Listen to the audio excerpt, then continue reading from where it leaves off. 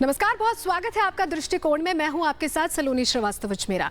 दिल्ली में प्रदूषण का कहर जारी है। दिल्ली और राष्ट्रीय राजधानी क्षेत्र यानी कि एनसीआर में गुरुवार को वायु गुणवत्ता बहुत खराब श्रेणी में रही और इसके रविवार तक बेहतर होने की कोई संभावना नहीं है।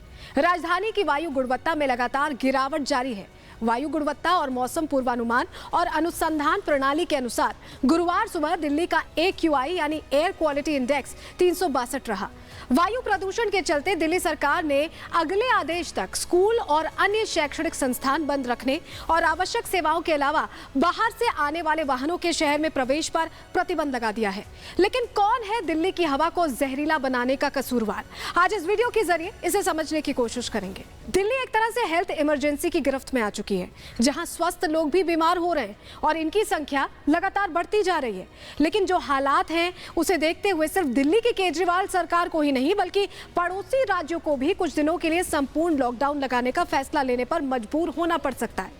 सुप्रीम कोर्ट ने भी इस बारे में केंद्र सरकार से साफ कह दिया है कि वो सोमवार तक बताए कि आपात स्थिति से निपटने के लिए क्या फैसला लिया गया है। लेकिन बड़ा सवाल यह है कि हवा को जहरीला बनाने के लिए क्या सिर्फ किसानों के पराली जलाए जाने को ही दोषी ठहराया जा सकता है, या फिर इसके लिए सरकारों की लापरवाही और हम नागरिकों की बेपरवाही भी कसूरवार है? सरकारों के प्रतिबंध लगाए जाने के बावजूद दिवाली की रात दिल्ली एनसीआर में जिस बेरहमी से पटाखे जलाए गए उसने हवा को तो और ज्यादा जहरीला बनाना ही था। वहीं इस बात से भी इनकार नहीं कर सकते कि किसानों द्वारा अपनी फसलों के अवशेष यानी पराली जलाना प्रदूषण बढ़ने का एक मुख्य कारण है। लेकिन इस पर काबू पाने की जिम्मेदारी संबंधित राज्य सरकारों की थी। राज्य सरकारें भी इसके लिए जिम्मेदार हैं क्योंकि उनकी तरफ से किसानों को बायोडिंपोजर उपलब्ध नहीं कराए गए। हालांकि दिल्ली सरकार ने इसके इंतजाम किए हैं, लेकिन राजधानी के ग्रामीण इलाकों में आखिर खेती होती ही कितनी है? जब तक पड़ोसी राज्यों की सरकारें किसानों के लिए इसका इंतजाम नहीं करती, ये समस्या तो हर साल बढ़ती ही जाएगी। इसके अलावा औद्योगिक इकाइयों से निकलने वाले धुएं और कंस्ट्रक्शन से उड़ने वाले धूल पर कैसे नियंत्रण पाया जाए, इसके उपाय भी राज्य सरकारों को ही तलाशने होंगे। हालातों को देखकर कई बार ऐसा लगता है कि अगर सुप्रीम कोर्ट सख्ती ना दिखाए तो आमतौर पर सरकारें लोगों की जिंदगी की परवाह ही ना करती।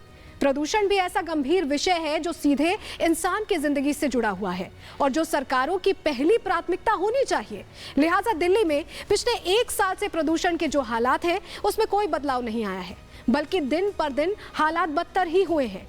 फिलहाल सरकार की नाकामी को देखकर सुप्रीम कोर्ट ने केंद्र सरकार को खासी फटकार लगाई और सोमवार तक जवाब तलब किया है। कोर्ट ने चेतावनी देते हुए कहा है कि अगले 2 से 3 दिनों में हालात को बेहतर बनाने के लिए आपातकालीन कदम उठाए जाएं। अगर जरूरी हो तो दिल्ली में कुछ दिनों के लिए लॉकडाउन लगाने पर भी विचार हो। केंद्र सरकार ने आश्वासन दिया है कि संबंधित राज्यों से बात कर तत्कालिक कदम उठाए जाएंगे। चीफ जस्टिस की अगुवाई वाली बेंच में हुई सुनवाई की शुरुआत करते हुए केंद्र सरकार ने सफाई दी है कि समस्या से निपटने के लिए बहुत तरह के कदम उठाए जा रहे हैं। वैसे हकीकत यही है कि दिल्ली के हालात बेहद खराब बनते जा रहे हैं। दुनिया भर के एयर क्वालिटी इंडेक्स पर निगरानी रखने वाली संस्था IQ एयर के आंकड़ों पर अगर गौर करें तो शुक्रवार को दुनिया के 10 सबसे प्रदूषित शहरों में दिल्ली पहले स्थान पर रहा। यहाँ पर वायु गुणवत्ता सूचकांक 556 था तो कोलकाता में 177 AQI के साथ चौथे नंबर पर था। हालांकि मुंबई 6ठे नंबर पर दर्ज किया गया है जहां AQI 169 था। दिल्ली एनसीआर में प्रदूषण रोकने को लेकर सरकारें अपनी जिम्मेदारी का ठीकरा जिस तरह से एक दूसरे पर फोड़ती रहती हैं, उसी में जुटी रहती हैं, वो ये बताता है कि आप इंसान की जिंदगी को लेकर उनका नजरिया किस हद तक लापरवाही भरा रहा है। लिहाजा ऐसे गंभीर मसले पर नीति निर्माताओं की लापरवाही भरी कोताही देखने के बाद सुप्रीम कोर्ट उन्हें फटकार लगा रहा है। बहुत शुक्रिया जुड़ने के लिए।